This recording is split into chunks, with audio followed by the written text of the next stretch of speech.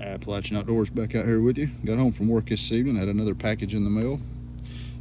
This is a knife that I had ordered. It's a custom from Dirtbound Survival, Tony Powers. It's out of his line. Let's see what we got in the box. I ordered this knife, I don't know, 3 or 4 weeks ago. So, kind of anxious to see what we got. And box out of the way. This out of the way. Or this out of the way here.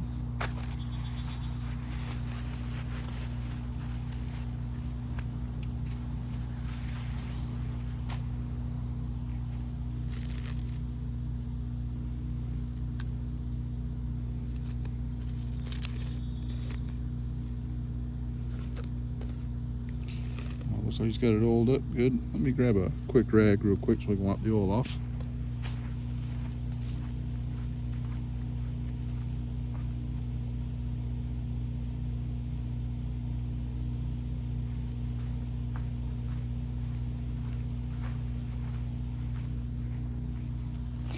Have to overlook the AC running in the background. Like I said, I just got home from work. I'm out here in the backyard.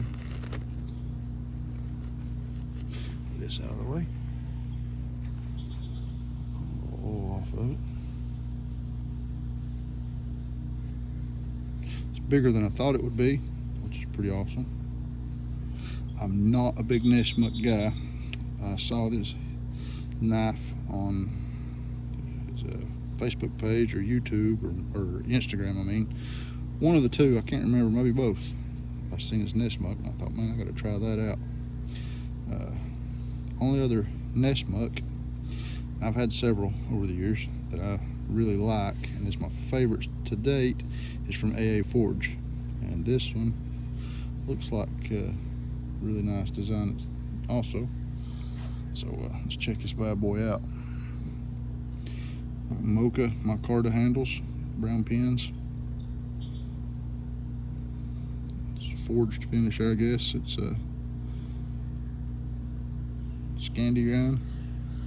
Feels pretty sharp. Now these are all hand done, to the best of my knowledge. You don't use jigs or nothing. These are all hand ground. These are all this 90-degree spine, feels like. It's also got his, so you can see that or not, Rebel's Den. I think that's going to be the name of his knives. It's his new stamp. It's pretty awesome. Give you an example here. Well, if I do that, we'll give you a measurement here. Overall, roughly overall, right at 9 3/8 of an inch overall. Handle looks like 4 1/4. Blade thickness looks to be 1/8 of an inch. The widest part of the blade there looks like it is 1 3/4 inches wide.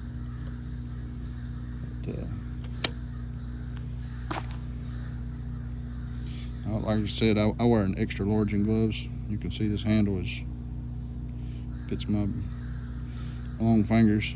It fits my hand great. Feels pretty good in hand. The handles, the texture, it's not slick like, say, Bark River. It doesn't have that kind of slick finish. It actually feels good. You can actually hang on to the knife. Let's see here. Example of size comparison here. A lot of people fool with SE knives. This is the SE3 in comparison to it, size-wise. So it's probably closer to the SE4 size. Give you an idea on size. This out of the way. Let's play around with it a little bit. Tell you what we'll do. Get this piece of wood here, whittle on a little bit.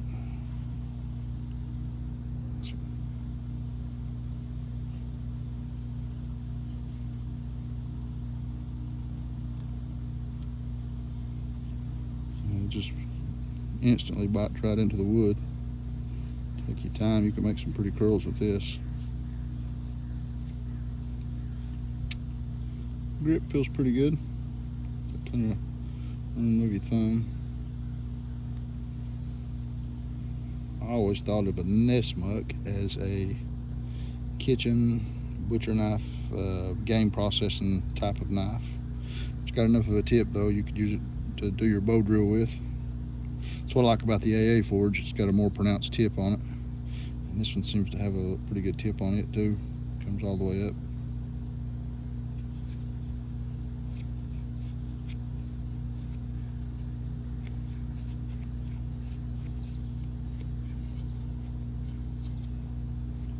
There's very little effort.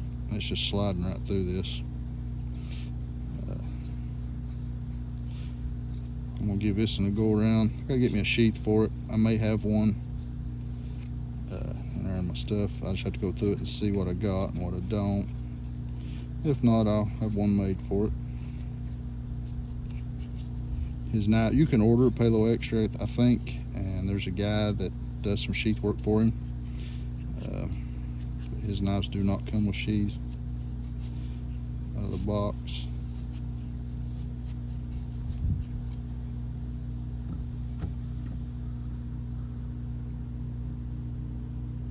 Well, that's little to no effort on that.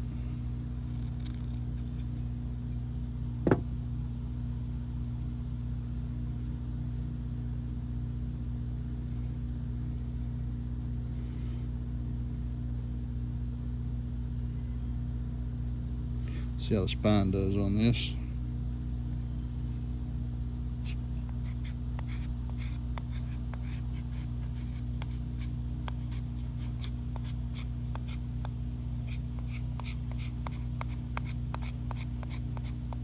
Like it's got this wide belly. That's why I like a wide belly. I like some meat on my blade there. It gives you plenty of room. Work get your thumb up there, your fingers, different kind of cuts and what have you. You can see all the powder on it if you can pick all that up in the camera, but it shaves pretty good.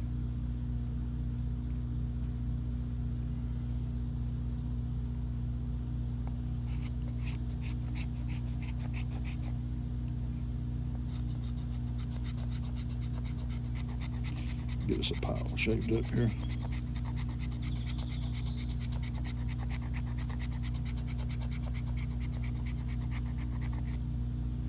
It's a piece of cedar.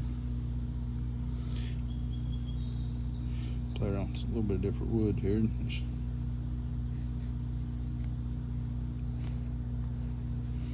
see. You can see the little fine curls coming up there. So that's just laying the knife on and barely pulling it through.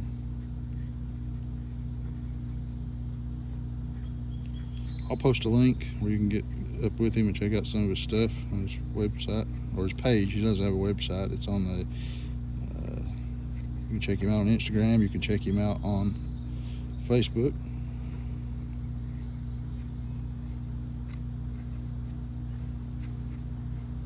It'll be in the description where you can find him at.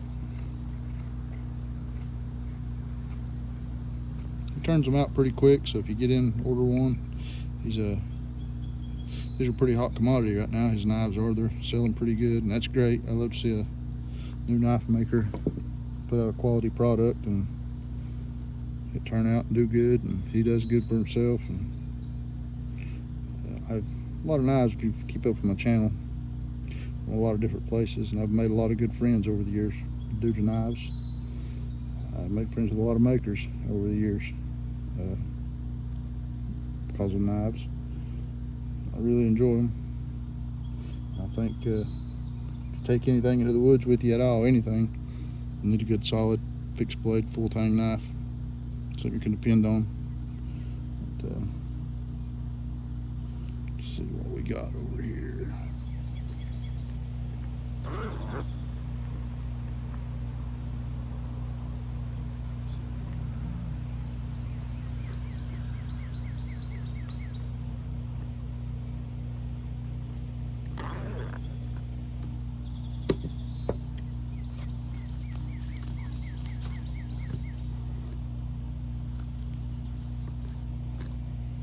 Here you go. Here's an SE4 to give you a little size on a 4.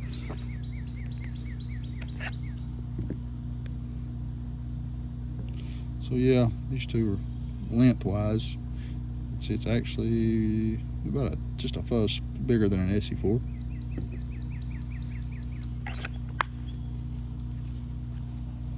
Anyway,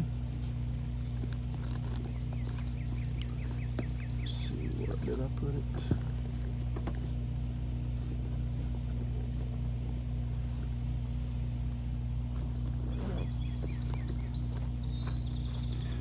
I just set this pack back up, and here, not the one I'm looking for.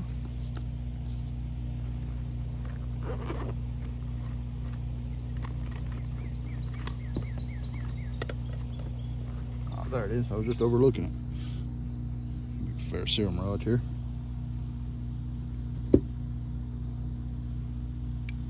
See how it throws sparks here.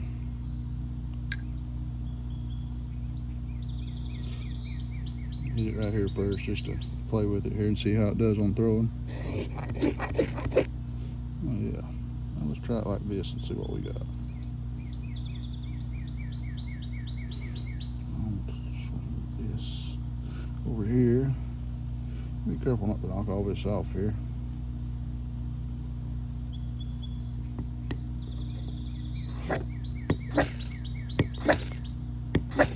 Oh yeah, those massive sparks, as you can see. It's pretty awesome. But, I'll post a link in the description. Get over and give him a like on his Facebook page. Follow him. Check out his knives. If you're into knives, I want you a sweet custom knife. Get on there and check him out. That's Dirtbound Survival. It's Tony Powers. And this is his Nessmuk and 1095 tool steel. There you have it. Appalachian Outdoors out, and God bless.